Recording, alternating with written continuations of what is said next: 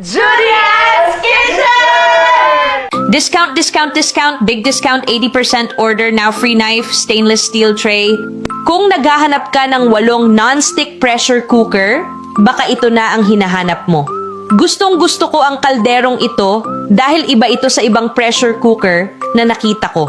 Dahil gawa rin ito sa salamin, transparent at rubberized ang mga gilid nito. Kaya naman, medyo kakaiba ang disenyo nito na parang lumang pressure cooker.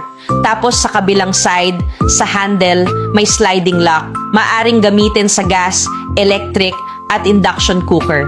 Maginhawang magkaroon ng pressure cooker sa bahay.